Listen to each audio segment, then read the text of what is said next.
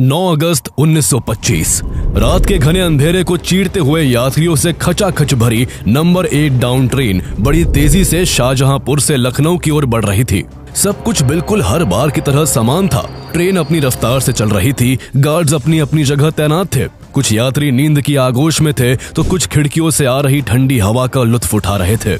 किसी को जरा सा भी अंदाजा नहीं था कि आज का ये सफर हमेशा हमेशा के लिए इतिहास के पन्नों पर दर्ज होने वाला है। इस इतिहास को रचने के लिए ट्रेन में हिंदुस्तान रिपब्लिकन एसोसिएशन यानी HRA के 10 ऐसे क्रांतिकारी सवार थे जो आज अपने सिर पर कफन बांध कर निकले थे। राम प्रसाद बिस्मिल, अशफाकुल्ला खान, राजेंद्र नाथ लाहिड़ी और चंद्रशेखर आजाद जैसे फौलादी इरादों वाले इन युवाओं ने आज ऐसा कुछ करने का संकल्प लिया था जो अंग्रेजी हुकूमत की नींव हिला देने वाला था। ये वो समय था जब भारत ब्रिटिशर्स के जुल्म के साए में सांस ले रहा था। लोग अपने ही देश में गुलामों की जिंदगी जीने को मजबूर थे। बात बात पर अंग्रेजों की लाठी खानी पड़ती, किसानों का शोषण होता और आम आदमी भारी टैक्स के तले दबकर घुट घुट कर जिंदगी जीता। हिंदुस्तान को अंग्रेजों से आजादी चाहिए थी, लेकिन आजादी की क्रांति के लिए हथियार चाहिए थे और हथियारों के लिए पैसा। इस पैसे की तलाश ने ही राम प्रसाद बिस्मिल और उनके साथियों को इस ट्रेन में लाया था। ट्रेन में गार्ड्स की सुरक्षा में लोहे का एक संदूक था जिसमें वो पैसे थे जो अंग्रेजों ने भारत के लोगों से जोर जबरदस्ती टैक्स के रूप में वसूले थे। क्रांतिकारी इसी सरकारी खजाने को लूटकर अंग्रेजी हुकूमत के मुंह पर इंकलाब का एक जोरदार तमाचा मारना चाहते थे। रात के घने अंधेरे में ट्रेन जब अपने रास्ते पर अपनी रफ्तार से चल रही थी, तभी काकोरी स्टेशन के पास ट्रेन की इमरजेंसी चेन खींच दी जाती है और तेज दौड़ती ट्रेन अचानक थम जाती है। राम प्रसाद बिस्मिल और उनके साथी बंदूक की नोक पर ट्रेन के गार्ड से वो लोहे का संदूक अपने कब्जे में लेते हैं और उसमें रखे सारे पैसों को लेकर रात के अंधेरे में गायब हो जाते हैं। पीछे रह जाती है अंग्रेजों के लिए हवा में गूंजती हुई ललकार भरी आवाज, सरफरोशी की तमन्ना अब हमारे दिल में है, देखना है जोर कितना बाजुए कातिल में है। यह कहानी है काकोरी ट्रेन एक्शन की, जो कोई डकैती नहीं बल्कि क्रांति की शुरुआत थी।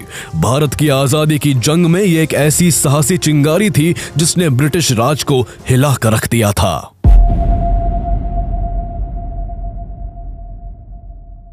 साल 1920 आते आते भारत में अंग्रेजों के जुर्म की हद पार हो चुकी थी। हर तरफ गुलामी का मंजर और अंग्रेजों की तानाशाही थी। एक साल पहले 1919 में तो उन्होंने अपना ऐसा घिनौना रूप दिखाया कि पूरी दुनिया हैरान रह गई। ब्रिटिश गवर्नमेंट ने रॉलेट एक्ट नाम का एक काला कानून जारी किया जिसके तहत किसी भी भारतीय को केवल शक की बुनियाद पर बिना किसी सबूत के गिरफ्तार कर जेल में डाला जा सकता था। किसी के भी घर की तलाशी ली जा सकती थी। कोई आंदोलन तो दूर, उनके खिलाफ कुछ बोल भी नहीं सकता था। इस बेरहम कानून के विरोध में जब लोगों ने पीसफुल प्रोटेस्ट किया तो ब्रिटिशर्स के घमंड को इतना गहरा धक्का पहुंचा कि उन्होंने हैवानियत की सीमा को लांघते हुए 13 अप्रैल 1919 को अमृतसर के जलियांवाला बाग में निहत्थे लोगों पर गोलियों की बौछार करवा दी, जिससे 1000 से ज्यादा मासूम लोगों की जान चली गई। इसके बाद से अंग्रेजी हुकूमत की गुलामी की बेड़ियां हर हिंदुस्तानी के दिल को चुभने लगी थी। लोगों में गुस्सा था और वो अंग्रेजों को इस सच्चाई से रूबरू करवाना चाहते थे कि वो जिस देश में अपनी तानाशाही चला रहे हैं वो देश उनका नहीं, भारत के लोगों का है। कहानी में आगे बढ़ने से पहले हम आपको बताते चले कि अगर आप एक बिजनेस ओनर है और रिसीट्स एंड ट्रैकिंग एक्सपेंसेस जैसी चीजों में उलझकर अपना कीमती समय बर्बाद कर रहे हैं तो अब एक ऑर्गेनाइज सॉल्यूशन अपनाने का समय आ गया है। रिसीट केओस को गुड बाय कहने के लिए आप ओडू एक्सपेंसेस ऐप को यूज कर सकते हैं। ओडू एक all in one management software app है जो ढेरों कमाल के फीचर्स के साथ आता है। अब ओडू एक्सपेंसेस के साथ एक्सपेंसेस को सबमिट, मैनेज और अप्रूव करना बेहद आसान हो गया है। ओडू एक्सपेंसेस की मदद से आप खर्चों को लैपटॉप, मोबाइल या बस एक ईमेल के जरिए सबमिट कर सकते हैं। इनवॉइसेस या टिकट्स जैसे रेलेवेंट डॉक्यूमेंट्स भी आप स्कैन या ड्रैग कर अटैच कर सकते हैं। आपको बस अपने सभी एक्सपेंसेस को एक रिपोर्ट में ग्रुप करना है ताकि अप्रूवल्स तेजी से हो सके। मैनेजर्स बस एक क्लिक में एक्सपेंसेस को अप्रूव या रिजेक्ट कर सकते हैं और रिजेक्शंस में भी मैनेजर्स कमेंट्स देकर रीजन बता सकते हैं, जिससे क्लैरिटी बनी रहती है। रिसीट्स और एक्सपेंसेस का side by side view transparency ensure करता है, जिससे फैसले जल्दी होते हैं और घंटों का समय बचता है। एक बार अप्रूव्ड होते ही एक्सपेंसेस ऑटोमेटिकली अकाउंटिंग बुक्स में पोस्ट और रिकंसाइल हो जाते हैं, जिसमें कोई भी मैनुअल हसल नहीं होती। इसके अलावा आप रियल टाइम में टीम एक्सपेंसेस को डेट, डिपार्टमेंट या लोकेशन जैसी कैटेगरी के हिसाब से ट्रैक भी कर सकते हैं। साथ ही कस्टमर रिलेटेड एक्सपेंसेस को भी आसानी से री इनवॉइस कर सकते हैं। अमेजिंग बात यह है कि ओडू का पहला ऐप अनलिमिटेड सपोर्ट और लाइफ टाइम होस्टिंग के साथ बिल्कुल फ्री है। तो दुनिया भर के 12 मिलियन प्लस यूजर्स की तरह आप भी ओडू एक्सपेंसेस से जुड़कर एक्सपेंस मैनेजमेंट को आसान बना सकते हैं। इसका लिंक आपको डिस्क्रिप्शन एंड पिन कमेंट में मिल जाएगा। गांधी जी ने 1920 में नॉन कोऑपरेशन मूवमेंट का ऐलान कर दिया। उनका प्लान साफ था कि ब्रिटिशर्स इस देश में सिर्फ इसलिए टिके हुए हैं क्योंकि उन्हें यहाँ से प्रॉफिट हो रहा है। अगर अंग्रेजों को हर तरह का सहयोग बंद कर दिया जाए तो उनका मुनाफा मिट्टी में मिल जाएगा। उन्होंने सभी लोगों से इसी असहयोग की मांग की। गांधी जी अहिंसा के पुजारी थे और वो शांति की राह पर चलकर भारत में स्वराज चाहते थे। उनके इस आंदोलन का ऐसा असर हुआ कि पूरा भारत ब्रिटिश गवर्नमेंट के विरोध में खड़ा हो गया। लोगों ने गवर्नमेंट ऑफिसेज और फैक्ट्रीज में काम करना छोड़ दिया।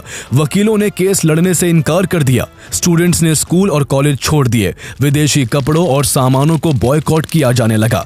गरम दल के क्रांतिकारी जो हिंसा में यकीन रखते थे, वो भी इस आंदोलन में कंधे से कंधा मिलाकर चलने लगे। 2 साल तक यह आंदोलन पूरे देश में इतने असरदार तरीके से चला कि अंग्रेजों की नींद उड़ गई। ऐसा लगा कि शायद अब जल्द ही गुलामी की जंजीरें टूट जाएंगी। लेकिन 1922 में कुछ ऐसा हुआ जिसने सब कुछ बदल कर रख दिया। 4 फरवरी 1922 को उत्तर प्रदेश के चौरी चौरा में जब लोग शांतिपूर्ण प्रदर्शन कर रहे थे, तब प्रोटेस्ट को कंट्रोल करने के लिए पुलिस ने उन पर गोलियां चला दी। 3 प्रोटेस्टर्स की जान चली गई और कई लोग घायल हो गए। जवाबी कार्रवाई में गुस्साई भीड़ ने पुलिस थाने में आग लगा दी, जिसमें 22 पुलिस वाले मारे गए। इस हिंसा की खबर जब गांधी जी तक पहुंची तो उन्हें गहरा धक्का पहुंचा और उन्होंने नॉन कोऑपरेशन मूवमेंट को तुरंत रोक दिया। उनके इस फैसले ने इस आंदोलन से जुड़े देश के नौजवानों को रोष से भर दिया। राम प्रसाद बिस्मिल, अशफाक उल्लाह खान, सचिंद्र नाथ सान्याल और चंद्रशेखर आजाद जैसे युवा क्रांतिकारियों का खून खौल उठा। इन नौजवानों का अब गांधी जी की अहिंसा की नीति से भरोसा उठ चुका था। उन्हें समझ आ चुका था कि आजादी मांगी नहीं, छीनी जाती है और ये अंग्रेज बातों से मानने वाले नहीं है। इसलिए इन्हें देश से खदेड़ने के लिए अब हथियार उठाने ही होंगे। यही से एक नई क्रांति का जन्म होता है और राम प्रसाद बिस्मिल, अशफाक उल्लाह खान, सचिंद्र नाथ बख्शी, सचिंद्र नाथ सान्याल और जोगेश चंद्र चैटर्जी मिलकर 1924 के दौरान हिंदुस्तान रिपब्लिकन एसोसिएशन यानी HRA नाम की एक रेवोल्यूशनरी पार्टी की नींव रखते हैं। राम प्रसाद बिस्मिल, जो इससे पहले भी कई रेवोल्यूशनरी एक्टिविटीज में हिस्सा ले चुके थे, वो क्रांतिकारी होने के साथ साथ एक कवि भी थे, जिनकी रचनाओं में भी आजादी की ललकार थी। उन्होंने बहुत कम उम्र में ही अंग्रेजों को देश से भगाने की कसम खा ली थी। उनमें इतनी गजब की लीडरशिप क्वालिटी थी कि युवा उनके एक आह्वान पर उनके पीछे पीछे चल देते थे। उनके सबसे भरोसेमंद साथी अशफाक उल्लाह खान थे, जिनका उनसे धर्म अलग था, परवरिश अलग थी, लेकिन सोच एक थी, आजादी। इन दोनों की दोस्ती इतनी गहरी थी कि एक दूसरे के बिना कोई प्लान पूरा नहीं होता था। अशफाक भी एक शायर थे जिनकी शायरियों में क्रांति की आग होती थी। HRA के बनने के बाद से ही उससे धीरे धीरे काफी युवा जुड़ने लगे। इन्हीं में से एक चंद्रशेखर आजाद थे, जिनका नाम ही क्रांति का पर्यायवाची बन गया। नॉन कोऑपरेशन मूवमेंट के दौरान जब उनकी उम्र मात्र 15 साल थी, तब उन्हें गिरफ्तार कर लिया गया था। जब उन्हें जज के सामने पेश किया गया था और जज ने उनका नाम पूछा था, तो उनके जवाब ने सबके होश उड़ा दिए थे।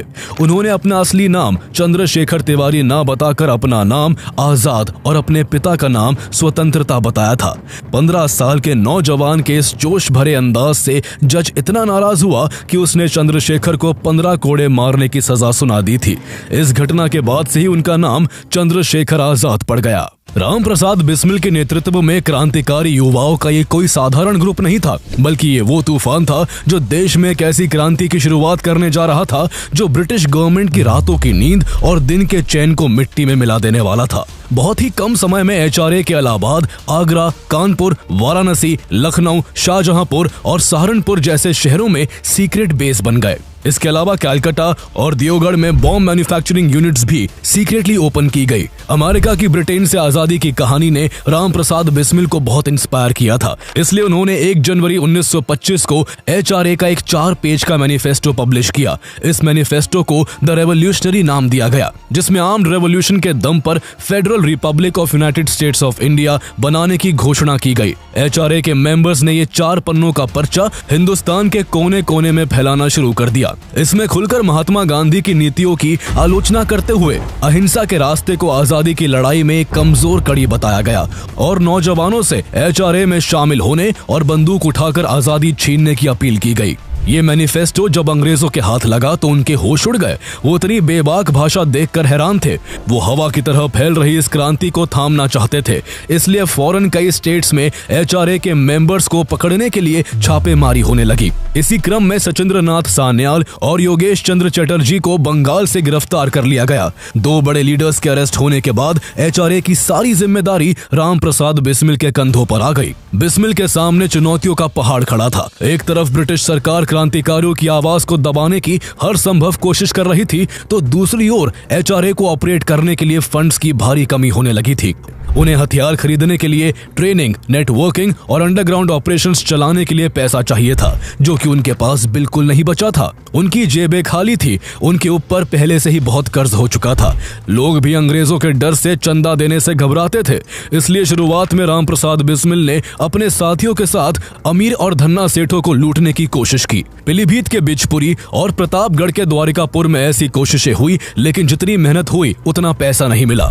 ऊपर से ऐसी चोरियों से संगठन की बदनामी भी होती थी। बिस्मिल ने जल्द ही फैसला किया कि अब ये भारतीय अमीरों को नहीं लूटेंगे, लेकिन पैसे की समस्या जस की तस बनी रही। बहुत से तरीके सोचे गए कि पैसों का इंतजाम कहां से हो। इसी सोच विचार में गुम एक दिन राम प्रसाद बिस्मिल ट्रेन से शाहजहांपुर से लखनऊ अपने कुछ कॉमरेड से मिलने जा रहे थे। तब उन्होंने कुछ ऐसा देखा कि उन्हें अपनी समस्या का हल मिल गया। उन्होंने लखनऊ स्टेशन पर देखा कि स्टेशन मास्टर एक थैली लेकर आया और ट्रेन के गार्ड को पकड़ा दी। गार्ड ने वो थैली एक संदूक में डाल दी। इस लोहे के संदूक में टैक्स का पैसा होता था, जिसे ब्रिटिश सरकार भारत के लोगों से जोर जबरदस्ती से वसूल कर अपना शासन चलाती थी। बिस्मिल ने सोचा कि सरकारी खजाने से भरे इस संदूक को जरूर जंजीर से बांधकर उसमें ताला लगाया जाता होगा। लेकिन जब कूली उस भारी भरकम संदूक को उतार रहे थे तो उन्होंने देखा कि उसमें ना कोई ताला था और ना कोई जंजीर। बिस्मिल की नजरें वही ठहर गई। उन्होंने उसी समय तय किया कि अगर लूटना ही है तो फिर सरकारी खजाने को ही क्यों ना लूटा जाए। उन्होंने सोचा इस पैसे से न केवल आजादी की लड़ाई के लिए हथियार खरीदने का इंतजाम होगा, बल्कि ये डकैती क्रांतिकारियों के लिए अंग्रेजों के दिल में दहशत भी भर देगी। इसके बाद वो उस ट्रेन का नंबर, ट्रेन किस किस दिन कहां से चलती है, ये सारी जानकारी इकट्ठा करके एक रणनीति बनाने में जुट गए। जब उनका पूरा प्लान तैयार हो गया तब वो अपने कुछ भरोसेमंद एचआरए के सदस्यों को शाहजहांपुर एक मीटिंग के लिए बुलाते हैं। एचआरए के मेंबर कई शहरों और राज्यों में फैले हुए थे, इसलिए कोई आगरा से आता है, कोई लखनऊ से, तो कोई काशी या बंगाल से मीटिंग के लिए पहुंचता है। उस मीटिंग में राम प्रसाद बिस्मिल ट्रेन को लूटने की आइडिया को डिस्क्लोज करते हैं। उन्होंने पूरी योजना को विस्तार से समझाया कि शाहजहांपुर से लखनऊ के लिए नंबर 8 डाउन ट्रेन जाती है, जिसमें एक गार्ड की निगरानी में एक लोहे का संदूक होता है, जिसमें भारतीयों से वसूला गया टैक्स जमा होता है। उन्हें इसी पैसे पर हाथ मारना है। इसके लिए एचआरए के मेंबर्स ग्रुप्स में बंटकर शाहजहांपुर से ट्रेन में चढ़ेंगे। लखनऊ से कुछ किलोमीटर पहले ही एक छोटे से सुनसान स्टेशन काकोरी के पास ट्रेन की चेन खींच दी जाएगी, जिसके बाद ट्रेन के रुकते ही वो सभी गार्ड के केबिन में पहुंचकर रुपयों से भरे संदूक पर कब्जा कर लेंगे। उनकी बात खत्म होते ही चंद्रशेखर आजाद ने सवाल किया कि अगर किसी वजह से चेन खींचने के बावजूद ट्रेन नहीं रुकी तो हम क्या करेंगे। ऐसी सिचुएशन से निपटने के लिए बिस्मिल ने समाधान दिया कि हम में से कुछ लोग ट्रेन में फर्स्ट क्लास और कुछ लोग सेकंड क्लास डिब्बों में चढ़ेंगे। अगर एक बार चेन खींचने से ट्रेन नहीं रुकती है तो दूसरी टीम अपने डिब्बे में चेन खींचकर ट्रेन का रुकना सुनिश्चित करेगी। उनके इस प्लान को लेकर शुरू में कुछ सदस्यों को हिचकिचाहट थी, लेकिन जब बिस्मिल ने कहा कि ये काम हमारे लिए कोई चुनाव का विषय नहीं है, बल्कि ये आज के वक्त की जरूरत है। अगर हम यूं ही हाथ पर हाथ रखे बैठे रहे तो ना जाने देश को अंग्रेजों की गुलामी और कब तक सहनी पड़ेगी। उनकी ये बात सुनकर सभी वीर नौजवान देशभक्ति के जज्बे से भर उठे। उन्होंने बिस्मिल के आगे प्रतिज्ञा ली कि वो इस मिशन को जरूर सफल करेंगे। लेकिन इस जोश भरी सभा में एक शख्स ऐसा भी था जो बिल्कुल चुप था। ये कोई और नहीं बल्कि बिस्मिल के सबसे सच्चे साथी अशफाक उल्लाह खां थे। उनको डर था कि कहीं इस ट्रेन एक्शन में किसी मासूम यात्री को नुकसान ना पहुंच जाए, इसलिए उन्होंने पूरी सभा में कहा कि हम इस काम को जरूर करेंगे। इससे न केवल हमें हथियार खरीदने और क्रांति को तेज करने के लिए धन हाथ लगेगा, बल्कि सरकारी खजाने के लूटने से अंग्रेजों की ताकत पर एक काला धब्बा भी लगेगा। लेकिन हमें इस बात का खास ध्यान रखना होगा कि हमें किसी भी हाल में किसी भी हिंदुस्तानी की जान नहीं लेनी है। उनकी ये बात सुनकर रामप्रसाद बिस्मिल का सीना चौड़ा हो गया। उन्हें खुशी थी कि अशफाक उनके इस प्लान के साथ है। इसके बाद रामप्रसाद बिस्मिल ने इस मिशन के लिए अपने साथ 9 क्रांतिकारियों को चुना, जिनमें अशफाक उल्ला खान, राजेंद्र लाहिड़ी, मुकुंदी लाल, सचिंद्र बख्शी, मुरारी लाल गुप्ता, केशव चक्रवर्ती, मनमथ नाथ गुप्त, बनवारी लाल और चंद्रशेखर आजाद शामिल थे। इस जोश भरे माहौल को और भी जोशीला 19 साल के नौजवान चंद्रशेखर आजाद ने बना दिया। आजाद ने अपनी मूंछों को ताप देते हुए अपनी दबंग सी आवाज में कहा, साथियों, इन अंग्रेजों की नाक रगड़वाने का समय अब आ गया है। इसके बाद पार्टी कार्यालय देशभक्ति नारों से गूंज उठा। उन सभी वीर नौजवानों को पता था कि वो कितना बड़ा जोखिम मोल लेने जा रहे हैं। उनके इस तरह ब्रिटिश सरकार विरोधी मामले में शामिल होने से वो हमेशा पुलिस के निशाने पर रहेंगे। उन्हें छुप छुप कर अपनी जिंदगी जीनी पड़ेगी। उन्हें मालूम था कि पकड़े जाने पर उनकी जिंदगी हमेशा जेल में कट सकती है या फिर उन्हें फांसी के फंदे से भी लटकाया जा सकता है। लेकिन उन मतवालों ने क्रांति का ऐसा चोला ओढ़ लिया था कि उन्हें आजादी की लड़ाई के लिए मौत भी एक इनाम लगती थी। इस कारनामे के लिए 9 अगस्त 1925 का दिन चुना गया। 9 अगस्त की शाम सभी 10 के 10 लोग शाहजहांपुर रेलवे स्टेशन पहुंच जाते हैं। सब अलग अलग दिशाओं से आए थे। कोई भी एक दूसरे की तरफ नहीं देख रहा था। सब ऐसे व्यवहार कर रहे थे जैसे कि अनजान मुसाफिर हो। सबने रोजमर्रा के कपड़े पहन रखे थे। उनमें से 4 के पास बंदूकें थी जिन्हें उन्होंने अपने कपड़ों के अंदर छुपा रखा था। जब number 8 down train Shahjahanpur railway station पर आ खड़ी हुई तो सभी ने ट्रेन में चेन के पास वाली जगह ली ताकि उन्हें ट्रेन रोकने और फिर नीचे उतरने में ज्यादा समय ना लगे। काकोरी स्टेशन के बाद चेन खींचने का काम राजेंद्र नाथ लाहिड़ी का था, इसलिए वो अशफाक और सचिंद्र बख्शी के साथ 2nd क्लास डिब्बे में थे। रामप्रसाद बिस्मिल और बाकी के 6 लोग अलग डिब्बों में थे। कुछ वक्त के इंतजार के बाद ट्रेन ने सीटी दी और धीरे धीरे शाहजहांपुर स्टेशन को पीछे छोड़ दिया। बिस्मिल ने अपनी आंखें बंद की और गायत्री मंत्र का जाप करने लगे। इसी बीच सभी 10 रेवोल्यूशनरीज ने मुंह पर एक कपड़ा बांध लिया ताकि मिशन के दौरान कोई उनकी शक्लें ना देख सके। धीरे धीरे शाम ढलने लगी और ट्रेन रात के अंधेरे को चीरते हुए अपनी रफ्तार से चलती रही। जैसे ही ट्रेन काकोरी स्टेशन के पास पहुंची, रामप्रसाद बिस्मिल को काकोरी स्टेशन का साइन बोर्ड दिखाई दिया। उनकी सांसें एकदम तेज हो गई और उनका दिल तेजी से धड़कने लगा। ट्रेन ने जैसे ही काकोरी स्टेशन को छोड़ा, उसके कुछ ही देर बाद लखनऊ स्टेशन से 15 किलोमीटर पहले राजेंद्र लाहिड़ी ने इमरजेंसी चेन को खींच दिया। अचानक जोर की आवाज हुई और ट्रेन उसी जगह पर रुक गई जहां उन्होंने तय किया था। इस रुकावट के साथ ही मिशन शुरू हो गया। बिस्मिल ने तुरंत अपनी पिस्टल निकाल ली। उनके बाकी साथी भी तुरंत एक्टिव हो गए। बंदूक की नोक पर ड्राइवर को कंट्रोल में ले लिया गया।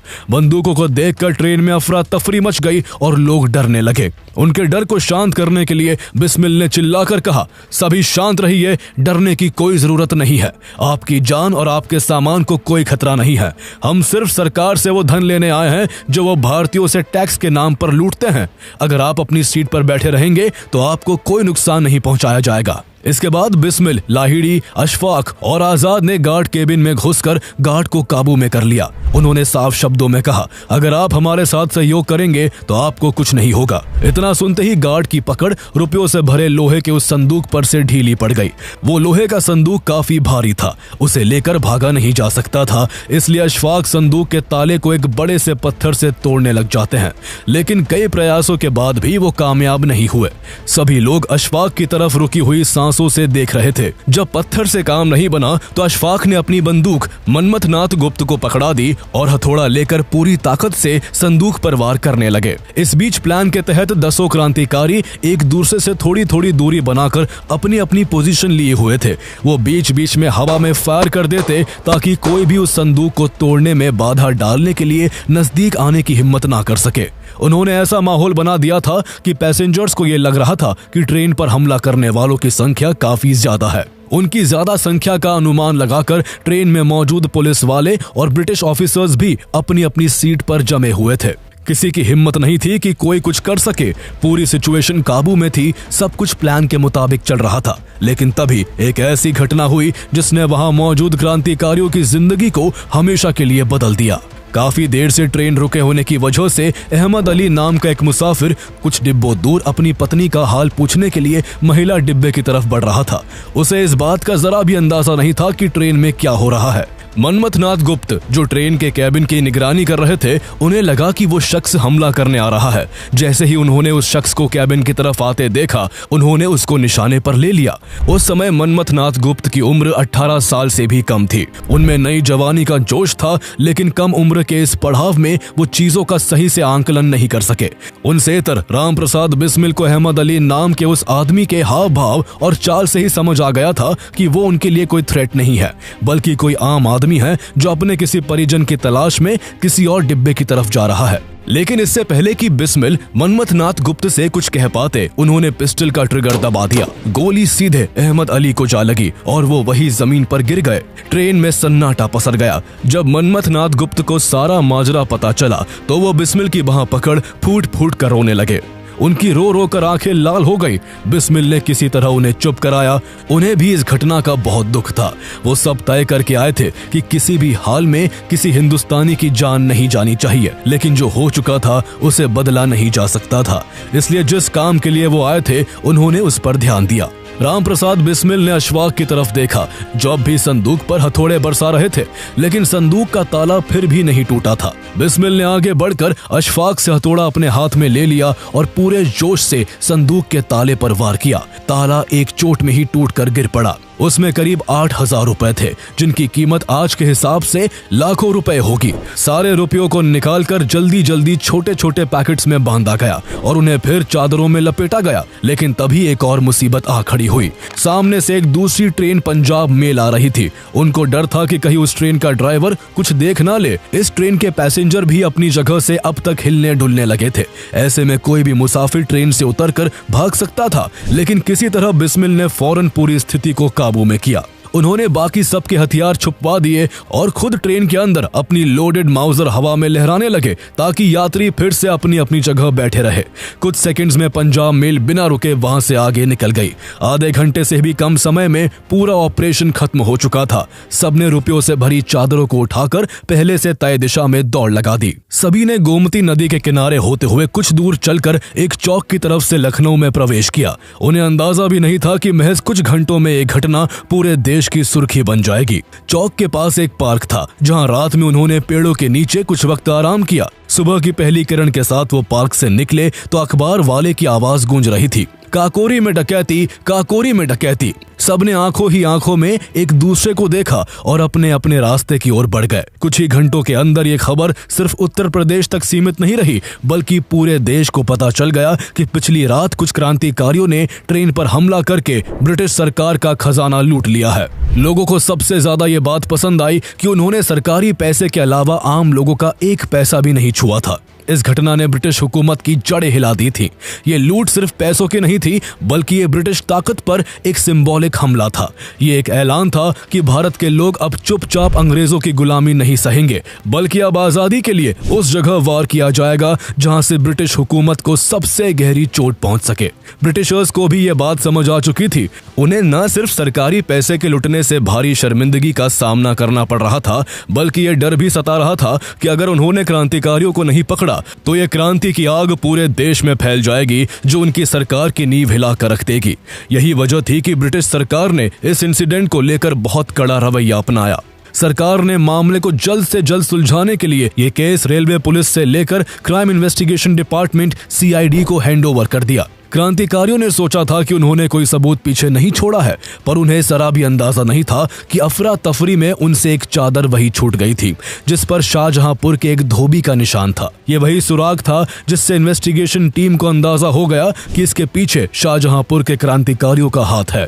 पुलिस ने शाहजहांपुर में उस धोबी को भी ढूंढ लिया, जिससे उसे पता चला कि ये चादर हिंदुस्तान रिपब्लिकन एसोसिएशन HRA के एक सदस्य की है। CID ने तुरंत HRA को निशाना बनाया। सैकड़ों संदिग्धों पर नजर रखी गई। डाक खानों की निगरानी बढ़ा दी गई। काकोरी ट्रेन एक्शन में शामिल लोगों की गिरफ्तारी के लिए 5,000 रुपए के इनाम का ऐलान कर दिया गया। इनाम के पर्चे सभी शहरों के रेलवे स्टेशन और थानों पर चिपका दिए गए। सभी क्रांतिकारी पुलिस की पकड़ से बचने के लिए छिपे हुए थे। बिस्मिल को इस बात की चिंता नहीं थी कि वो अगर पकड़े गए तो उन्हें क्या सजा मिलेगी, बल्कि उन्हें इस बात का डर था कि अभी तो उन्होंने क्रांति का पहला कदम उठाया था। अभी तो उन्हें देश के कोने कोने में आजादी की ऐसी मशाल जलानी थी जिसमें जलकर ब्रिटिश हुकूमत खाक हो जाए। इसलिए वो भी अंडरग्राउंड हो चुके थे। लेकिन सरकार की कड़ी कार्रवाई के कारण काकोरी मामले के कुछ महीनों बाद केवल चंद्रशेखर आजाद को छोड़कर एक एक करके इसमें भाग लेने वाले सभी रेवोल्यूशनरीज को गिरफ्तार कर लिया गया। राम प्रसाद बिस्मिल, राजेंद्र लाहिड़ी, अशफाक उल्लाह खान, मनमथनाथ गुप्त, एक एक कर सभी लोग पकड़े गए। हैरानी की बात यह थी कि उनमें से बहुत से लोगों की गिरफ्तारी के पीछे भारतीय लोगों की मुखबरी सबसे बड़ी वजह थी। अशफाक उल्लाह खान, जो अपने बचपन के सबसे अच्छे दोस्त के यहाँ छुपे हुए थे, उन्हें उनके उसी दोस्त ने दगा देकर अशफाक के वहां होने की खबर पुलिस को दे दी थी। इस ऑपरेशन में सिर्फ 10 लोग शामिल थे, लेकिन पुलिस ने 40 से भी ज्यादा लोगों को गिरफ्तार किया था। उस वक्त कानपुर के अखबार प्रताप ने इन वीरों के लिए एक हेडलाइन छापी थी, भारत के 9 रत्न गिरफ्तार। इस अखबार के संपादक गणेश शंकर विद्यार्थी थे, जो खुद इंडिपेंडेंस स्ट्रगल से जुड़े हुए थे। अभी तक वो लोग गिरफ्तार जरूर हुए थे, लेकिन उनका दोष साबित नहीं हुआ था। सच उगलवाने के लिए सभी से अलग अलग कमरों में सख्ती से पूछताछ की गई, पैसों का लालच दिया गया। लगभग सभी रेवोल्यूशनरीज ने अंग्रेजों के दिए लालच और भय का डट कर सामना किया, लेकिन इनमें से बनवारी लाल पुलिस के आगे टूट गए। बनवारी लाल ने अपने साथियों से गद्दारी करते हुए HRA के इस मिशन की सारी जानकारी पुलिस के सामने खोल कर रख दी। राम प्रसाद बिस्मिल ने अपनी आत्मकथा में खुद लिखा था कि दुर्भाग्यवश हमारे बीच एक सांप रह रहा था। वो उस शख्स का बहुत करीबी दोस्त था जिस पर मैं संगठन में आंख मूंद कर विश्वास करता था। मुझे बाद में पता चला कि ये शख्स न सिर्फ काकोरी टीम की गिरफ्तारी बल्कि पूरे संगठन को नेस्तनाबूद करने के लिए जिम्मेदार था। बिस्मिल ने अपनी आत्मकथा में सीधे तौर पर बनवारी लाल का नाम नहीं लिखा था, क्योंकि वो नहीं चाहते थे कि उनके ऐसा करने से बनवारी लाल और उसके परिवार को लोगों के आक्रोश का सामना करना पड़े। लेकिन बाद में बात खुलकर सामने आ ही गई कि बनवारी लाल फांसी से बचने और सरकार से मिली आर्थिक सहायता के चलते अपने ही साथियों के खिलाफ सरकारी गवाह बन गया था। सरकार ने इसे सिर्फ डकैती का नहीं बल्कि हत्या का केस भी बना दिया। बहुत से और केसेस को भी इस केस से जोड़ दिया गया। करीब 1.5 साल तक इस केस की सुनवाई चली। कोर्ट में राम प्रसाद बिस्मिल ने अपनी पैरवी खुद की। इस पर जज ने बिस्मिल पर तंज कसने के मकसद से इंग्लिश में पूछा, mister Ram Prasad, from which university you have taken the degree of law. इस पर बिस्मिल ने हंसकर चीफ जस्टिस को जवाब देते हुए इंग्लिश में ही कहा, excuse me sir, a king maker doesn't require any degree. Bismil ने आगे की सुनवाई में अपने जवाबों से कोर्ट रूम में ऐसा सन्नाटा भर दिया कि अंग्रेज अफसरों की रूह कांप गई। उनकी बहादुरी को देख उन्हें पूरा मुकदमा भी लड़ने नहीं दिया गया और उन्हें सरकार ने एक वकील द्वारा रिप्रेजेंट करने के लिए मजबूर किया गया, जिसे बिस्मिल ने खुद नहीं चुना था। सरकार इस काकोरी केस में बहुत कठोर रुख अपना रही थी ताकि सभी को ज्यादा से ज्यादा सजा देकर एक मिसाल कायम की जा सके, जिससे लोगों में खौफ बैठ जाए और आगे कोई फिर ऐसे काम को अंजाम देने की हिम्मत ना कर सके। जुलाई 1927 में मुकदमे का फैसला सुनाया गया। 40 में से 15 लोगों को रिहा कर दिया गया और 25 में से अशफाक उल्लाह खान, राजेंद्र लाहिड़ी, रोशन सिंह और राम प्रसाद बिस्मिल को फांसी की सजा सुनाई गई। बाकी क्रांतिकारियों को अलग अलग सजाएं सुनाई गई। कुछ को काला पानी की सजा दी गई तो कुछ को 10 से 14 साल के लिए जेलों में कठोर सजा के लिए भेज दिया गया। ब्रिटिशर्स के इस बेरहम फैसले के खिलाफ लोग सड़कों पर उतर आए, प्रदर्शन और धरने हुए। कोर्ट में याचिकाएं और अपीलें की गई। सेंट्रल असेंबली में वायसरॉय से अपील की गई कि मृत्यु दंड को उम्र कैद में बदल दिया जाए, लेकिन वायसरॉय ने इस मांग को ठुकरा दिया। उनकी नजर में ये क्रांतिकारी उनके राज के लिए सबसे बड़ा खतरा बन चुके थे। इस कठोर सजा के जरिए ब्रिटिशर्स भारत के नौजवानों में खौफ बिठाना चाहते थे। अशफाक उल्लाह खान, राजेंद्र लाहिड़ी, रोशन सिंह और राम प्रसाद बिस्मिल चारों को 19 दिसंबर 1927 को फांसी देने का दिन तय हुआ। सभी को अलग अलग शहरों में फांसी दी जानी थी ताकि जनता को एक साथ इकट्ठा होने का मौका ना मिले। राजेंद्र लाहिड़ी को तय दिन से 2 दिन पहले ही 17 दिसंबर को गोंडा जेल में फांसी दे दी गई, क्योंकि सरकार को खबर मिली थी कि राजेंद्र लाहिड़ी के साथी उन्हें जेल से भगाने की तैयारी में हैं। इसके बाद 19 दिसंबर 1927 को रोशन सिंह को मलाका जेल और अशफाक उल्लाह खान को फैजाबाद जेल में फांसी दी गई। 19 दिसंबर को ही राम प्रसाद बिस्मिल को गोरखपुर जेल में फांसी दी जानी थी। जब वो फांसी के उस तख्त पर पहुंचे तो उन्होंने एक शेर पढ़ा, अब ना अहले वलवले है और ना अरमानों की भीड़, बस एक मिट जाने की हसरत अब दिले बिस्मिल में है। इसके बाद वो हंसते हंसते फांसी के फंदे से झूल गए। फांसी से पहले राम प्रसाद बिस्मिल ने जेल में ही अपनी ऑटोबायोग्राफी बिस्मिल की आत्मकथा लिखी थी, जो उनके शहीद होने के बाद 1929 में पब्लिश हो सकी, जिसे अंग्रेजों ने फौरन बैन कर दिया। लेकिन बिस्मिल की शहादत ने पहले ही भारत के हर कोने में बैठे नौजवानों के सीने में एक ऐसी आग भर दी थी जिसने धीरे धीरे अंग्रेजी हुकूमत को राख करना शुरू कर दिया। HRA अपने लीडर्स की शहादत के बाद बिखरा नहीं, बल्कि उसकी लगाम थामने के लिए और भी क्रांतिकारी नौजवान HRA से जुड़ने लगे। काकोरी ट्रेन एक्शन में शामिल चंद्रशेखर आजाद अभी भी पुलिस की पकड़ से दूर थे। वो वीर क्रांतिकारी भगत सिंह के साथ मिलकर HRA को एक नई ऊंचाई देने के काम में लगे रहे। उन्होंने साल 1928 में भगत सिंह के साथ मिलकर HRA को Hindustan socialist Republican association HSRA बनाने में अहम भूमिका निभाई। भगत सिंह और आजाद के नेतृत्व में HSRA ने अंग्रेजों के होश उड़ा दिए थे, लेकिन सालों की लुका छुपी के इस खेल में आखिरकार 27 फरवरी 1931 को जब चंद्रशेखर आजाद अपने एक कॉमरेड से मिलने एल्फ्रेड पार्क गए हुए थे, तभी ब्रिटिश पुलिस ने उन्हें चारों तरफ से घेर लिया। दोनों तरफ से फायरिंग होने लगी, जिसमें चंद्रशेखर आजाद ने 3 पुलिस वालों को मौत की नींद सुला दिया। लेकिन जब उनकी बंदूक में आखिरी गोली बची थी तो उन्होंने पुलिस के हाथ लगने से पहले ही अपनी बंदूक की आखिरी गोली अपने शरीर में उतार ली और अपने नाम की तरह आजाद रहकर ही शहीद हो गए। काकोरी ट्रेन एक्शन भारत की आजादी की जंग में एक मील का पत्थर साबित हुआ। ये एक ऐसी घटना थी जिसने क्रांति को नई दिशा दी। उन सभी फ्रीडम फाइटर्स की शहादत आजादी की नींव का वो पत्थर बनी जिस पर 1947 में मिली आजादी की इमारत खड़ी हुई। जिस काकोरी स्टेशन के पास ये एक्शन हुआ था, वहां आजादी के कई सालों बाद शहीद स्मारक बनाया गया, जो उन वीर क्रांतिकारियों के बलिदान की हमें आज भी याद दिलाता है।